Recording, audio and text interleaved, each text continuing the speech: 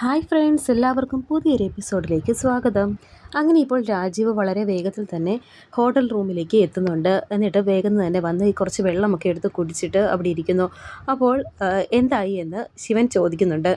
ഉടനെ രാജീവ് ഇപ്പോൾ പറയുന്നുണ്ട്, എല്ലാം സെറ്റാണ്. 20 ഏക്കർ സ്ഥലത്തിൻ്റെ നടുക്ക് ഒരു വീടാണ്. അവിടെ എങ്ങും ആൾതാമസമില്ല.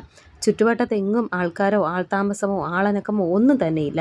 അതുകൊണ്ട് രാത്രിയിൽ അവിടെ എന്ത് നടന്നാലും ആരും അറിയാൻ പോകുന്നില്ല എന്നൊക്കെ രാജീവ് പറയുമ്പോൾ ശിവൻ ചോദിക്കുന്നുണ്ട്, ഇത് നീ എങ്ങനെ ഒപ്പിച്ചു എന്ന്. ഉടനെ രാജീവ് പറയുന്നുണ്ട്, രാജീവിൻ്റെ അളിയൻ്റെ വകയാണ് ഈ സ്ഥലം. അതുകൊണ്ട് റബ്ബറിന് വിലയൊന്നും ഇല്ലാത്തത് കൊണ്ട് തന്നെ ടാപ്പിംഗ് ഒന്നുമില്ലാതെ വെറുതെ ഇട്ടേക്കുവാണ്.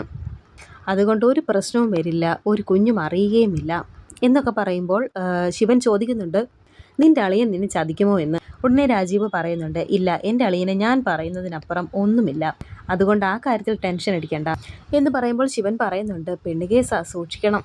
അതിനകത്ത് പെട്ടുകഴിഞ്ഞാൽ ഊരിപ്പോരാൻ ഭയങ്കര പാടാണ് എന്നൊക്കെ പറയുമ്പോൾ രാജീവ് പറയുന്നുണ്ട്, അതൊക്കെ ഞാൻ നോക്കിക്കോളാം. പോലീസ് കേസ് ആകാതെ ശിവേട്ടൻ നോക്കിക്കോണം എന്ന് പറയുമ്പോൾ ശിവൻ പറയുന്നുണ്ട്, SP എൻ്റെ ആളാണ്, അതുകൊണ്ട് പ്രശ്നമില്ല, പോലീസ് ശല്യം ചെയ്യില്ല, അത് ഞാൻ ഉറപ്പ് തരാം എന്ന് പറയുന്നു. നമ്മളെങ്ങനെ അലീനെ അവിടെ എത്തിക്കും? അവളെ അവിടെ എത്തിക്കാൻ എന്താ ഒരു ഐഡിയ എന്നിങ്ങനെ ശിവൻ ചോദിക്കുന്നു. ഉടനെ രാജീവ് പറയുന്നുണ്ട്, വൈകിട്ട് സുലോചന വരും. ആ സമയത്താണ് വൈജയുടെ അടുത്ത് നിന്നും അലീന ഇറങ്ങുന്നത്. ആ സമയം അലീനയെ കൊണ്ടുവിടുന്നത് ഗോവർദ്ധനാണ്. പക്ഷേ ആ സമയത്ത് കറക്റ്റ് ശിവേട്ടൻ ഗോവർദ്ധനെ ഹോട്ടൽ റൂമിലേക്ക് വിളിക്കണം. പിന്നെ ആ സമയം ബസ് കയറി ഓട്ടോയ്ക്കൊക്കെ അല്ലേ അലീനയ്ക്ക് പോകാൻ സാധിക്കൂ.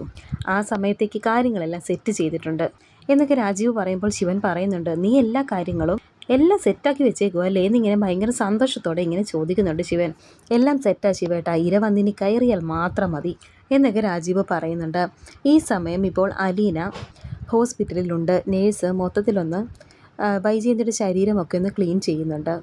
അതിന് അലീനയും സഹായിച്ചു കൊടുക്കുന്നുണ്ട്. ആ സമയത്ത് ഒന്നും തന്നെ ചെയ്യാൻ പറ്റാത്തത് കൊണ്ട് അവിടെ ഇങ്ങനെ മിണ്ടാതെ കിടക്കുകയാണ് വൈജയന്തിയുടെ വലത് കൈക്ക് കുഴപ്പമൊന്നും ഇല്ലാത്തത് കൊണ്ട് തന്നെ ആ കൈ ക്ലീൻ ചെയ്യാൻ ചെല്ലുമ്പോഴേക്കും ആ കൈ അങ്ങനെ എടുത്ത് മാറ്റുന്നുണ്ട് വൈജയന്തി. ഉടനെ അലീന ചോദിക്കുന്നുണ്ട്, അതെന്താ ആ കൈ ക്ലീൻ ചെയ്യണ്ടേ എന്ന്. കൈ ഇങ്ങനെ കാണിക്കുമെന്ന് പറയുമ്പോൾ ആ കൈ പിന്നെ ഇങ്ങനെ മാറ്റുന്നുണ്ട് വൈജയന്തി. അതെന്താ ആ കൈ ഇങ്ങനെ മാറ്റുന്നത്? ആ കൈക്ക് വേദനയുണ്ടോ എന്ന് ചോദിക്കുന്നുണ്ട്. കൂടെ നിൽക്കുന്ന സിസ്റ്ററാണെന്ന് ചോദിക്കുന്നത്. അങ്ങനെ ഇപ്പോൾ ആ സിസ്റ്റർ വന്ന് ക്ലീൻ ചെയ്യുന്നുണ്ട്. അപ്പോൾ കുഴപ്പമൊന്നുമില്ലാതെ കൈ അനക്കാതെ വെച്ച് കൊടുക്കുന്നുണ്ട് വൈജയന്തി. ഇതെന്ത് പറ്റി? മോളെ കൊണ്ട് പണിയെടുപ്പിക്കുന്നത് ഇഷ്ടപ്പെടുന്നില്ലേ? അതുകൊണ്ടാണോ കൈയെടുത്ത് മാറ്റിയത് എന്നൊക്കെ നേഴ്സ് ചോദിക്കുന്നുണ്ട്. ഈ സമയം ഇങ്ങനെ വളരെ സൂക്ഷിച്ച് തന്നെ ഇങ്ങനെ ആ ഒരു കണ്ണുകൊണ്ട് ഇങ്ങനെ അലീനയെ നോക്കുന്നുണ്ട് വൈജയന്തി. ഏതായാലും മോളെ കൊണ്ട് ജോലിയൊന്നും എടുപ്പിക്കുന്നില്ല, ആ ഇരിക്കുന്ന ജ്യൂസ് ഒന്ന് എടുത്ത് കൊടുത്തേക്കാവോ എന്നിങ്ങനെ ചോദിക്കുന്നുണ്ട് നേഴ്സ്. അങ്ങനെ ഇപ്പോൾ അലീന ജ്യൂസ് എടുത്തുകൊണ്ട് വന്ന് സ്ട്രോ ഇട്ടിങ്ങനെ അത് കൊടുക്കുന്നുണ്ട്. അങ്ങനെ ജ്യൂസ് കൊടുക്കാനായി വാ തുറക്കാൻ പറയുമ്പോൾ ഇങ്ങനെ വാ തുറക്കാതെ വാ ഇങ്ങനെ അടച്ചു പിടിച്ചിരിക്കുകയാണ് വൈജയന്തി. അതെന്താ, അതും കുടിക്കില്ലേ എന്നിങ്ങനെ വൈജയന്തിയോട് സിസ്റ്റർ ചോദിക്കുന്നുണ്ട്. എന്നിട്ട് ആ സിസ്റ്റർ തന്നെ വന്നിപ്പോൾ ആ ജ്യൂസ് കൊടുക്കുമ്പോൾ വാ തുറന്നിട്ട് അതിങ്ങനെ വലിച്ചു കുടിക്കുന്നുണ്ട് വൈജയന്തി. അങ്ങനെ ഇപ്പോൾ ആ ജ്യൂസ് കുടിക്കുന്നത് കണ്ടിട്ട് ഇപ്പോൾ നേഴ്സ് ചോദിക്കുന്നുണ്ട്, ആഹാ മിടുക്കിയായല്ലോ, ഇതെന്നാ പറ്റി? മോളോട് എന്തെങ്കിലും ഇഷ്ടക്കേടുണ്ടോ? അതുകൊണ്ടാണോ ഇങ്ങനെയൊക്കെ കാണിക്കുന്നത് എന്നൊക്കെ ഇങ്ങനെ ചോദിക്കുന്നുണ്ട്. എന്നിട്ട് ആ നേഴ്സ് ഇങ്ങനെ അലീനയോടായിട്ട് പറയുന്നുണ്ട്, മോളോട് എന്തോ ഇഷ്ടക്കേടുണ്ടെന്നാണ് തോന്നുന്നത്, അതാ ഇങ്ങനെയൊക്കെ കാണിക്കുന്നതെന്ന് പറയുമ്പോൾ ഇതൊരു തരം പിടിവാശിയാണ് എന്ന് പറയുന്നുണ്ട് അലീന. ഇതൊക്കെ കണ്ട് ആകെ സങ്കടം വരുന്നുണ്ട് അലീനയ്ക്ക്. അപ്പോൾ വൈജയന്തിയോട് ഇപ്പോൾ സിസ്റ്റർ ചോദിക്കുന്നുണ്ട്, എന്തിനാ ഇങ്ങനെ മോളോട് ഇങ്ങനെയൊക്കെ കാണിക്കുന്നത്? അതൊരു പാവം കൊച്ചാ, അതാണെങ്കിൽ അമ്മയ്ക്ക് വേണ്ടി എന്തും ചെയ്യാൻ വേണ്ടി നിൽക്കുവാണ് എന്നൊക്കെ പറയുമ്പോഴും വളരെയധികം ദേഷ്യപ്പെട്ട് തന്നെയാണ് വൈജയന്തി അവിടെ കിടക്കുന്നത്. ഇതൊക്കെ കേട്ട് വളരെയധികം വിഷമിച്ച് തന്നെയാണ് അലീന അവിടെ നിൽക്കുന്നത്. ഈ സമയത്ത് ഇപ്പോൾ ഡോക്ടർ അവിടേക്ക് വരുന്നു. ഡോക്ടർ എന്നിട്ട് ഇപ്പോൾ വൈജയന്തിയോട് പറയുന്നുണ്ട്, കഴിഞ്ഞ ദിവസം ഇവിടെ കൊണ്ടുവന്ന സമയത്ത് ഞങ്ങളെയെല്ലാം പേടിപ്പിച്ച് കളഞ്ഞു, ഇപ്പോൾ കുഴപ്പമൊന്നുമില്ല, ഇനിയെല്ലാം നോർമലായി വന്നോളും. മനസ്സാണ് ആദ്യം വേണ്ടത്, മനസ്സിന് ബലമുണ്ടെങ്കിൽ ബാക്കിയെല്ലാം നേരെയാകും കേട്ടോ എന്നൊക്കെ പറഞ്ഞ് ഡോക്ടർ ഇപ്പോൾ വൈജയന്തിയെ ആശ്വസിപ്പിക്കുന്നുണ്ട്. വൈജയന്തി ഇങ്ങനെ ചെറുതായിട്ടൊക്കെ ഒന്ന് ചിരിക്കുന്നുണ്ട്. അങ്ങനെ ഡോക്ടർ അങ്ങോട്ട് പോയി കഴിയുമ്പോൾ അലീന ഇങ്ങനെ വളരെ വിഷമത്തോടെ തന്നെ വൈജയന്തിയെ നോക്കുന്നുണ്ട്. ആ സമയവും വളരെയധികം ദേഷ്യത്തോടെ തന്നെ കിടക്കുന്നുണ്ട് വൈജയന്തി. അങ്ങനെ ഇപ്പോൾ എല്ലാം കഴിഞ്ഞ് അലീന ഇപ്പോൾ പോകാനായി പുറത്തേക്ക് ഇറങ്ങി വരുന്നു. അപ്പോൾ പുറത്ത് സുലോചന ഇരിക്കുന്നുണ്ട്. അപ്പോൾ സുലോചന ചോദിക്കുന്നുണ്ട്, ഇതെന്താ ഇത്രയും താമസിച്ചത് എന്ന്. അത് സാരമില്ല, എന്നെ ഗോവർദ്ധനങ്ങൾ കൊണ്ടുവിടുമല്ലോ എന്നിങ്ങനെ അലീന പറയുമ്പോൾ സുലോചന പറയുന്നുണ്ട്, ഇത്രയും നേരം ഏട്ടൻ ഇവിടെ ഉണ്ടായിരുന്നു, ഇപ്പോൾ പുറത്തേക്ക് പോയേക്കുവാണ് എന്ന് പറഞ്ഞിട്ട് സുലോചന ഇപ്പോൾ അകത്തേക്ക് പോകുന്നു.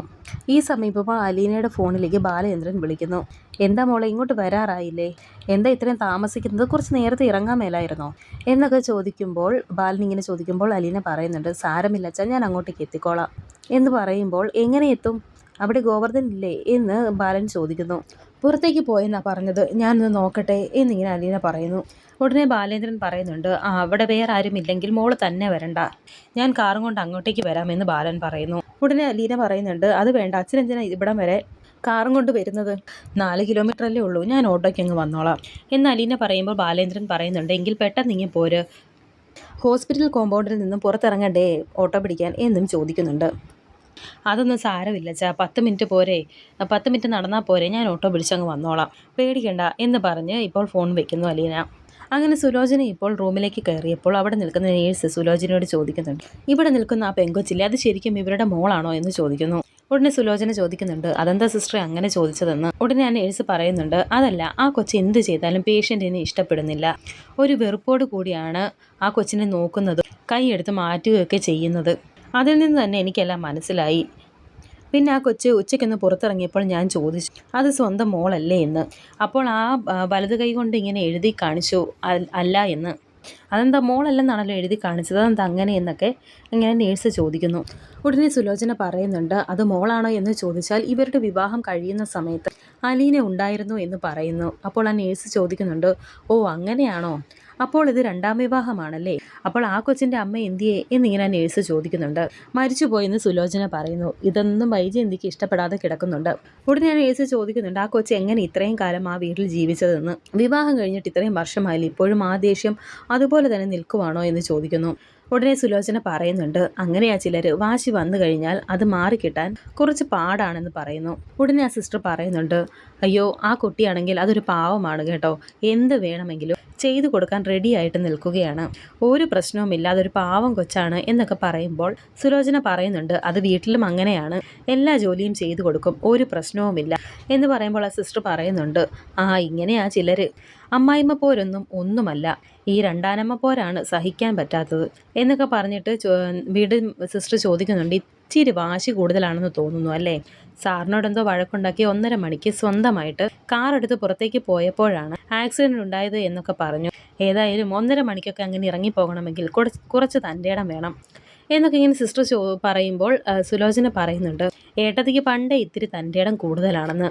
ഇങ്ങനെ സുലോചന പറയുമ്പോൾ സിസ്റ്റർ വീണ്ടും പറയുന്നുണ്ട്, ഞങ്ങൾക്കും കണ്ടപ്പോൾ തോന്നി കേട്ടപ്പോൾ തോന്നി ഈ പറയുന്നത്, പിന്നെ ഞങ്ങൾക്ക് ബാലേന്ദ്രൻ സാറിനെ നന്നായിട്ടറിയാം, ഞങ്ങൾ സ്വർണ്ണമൊക്കെ എടുക്കുന്നത് സാറിൻ്റെ കടയിൽ നിന്നാണ്, സാറിൻ്റെ നല്ല സ്വഭാവമാണ്, നല്ല പെരുമാറ്റമാണ് ഞങ്ങളോട് എന്നൊക്കെ സിസ്റ്റർ പറയുമ്പോൾ സുലോചന പറയുന്നുണ്ട്, ഏട്ടൻ പണ്ടേ അങ്ങനെ തന്നെയാണെന്ന്. അങ്ങനെ ഇപ്പോൾ സിസ്റ്റർ അതൊക്കെ പറഞ്ഞിട്ട് അവിടെ നിന്ന് പോകുന്നുണ്ട്.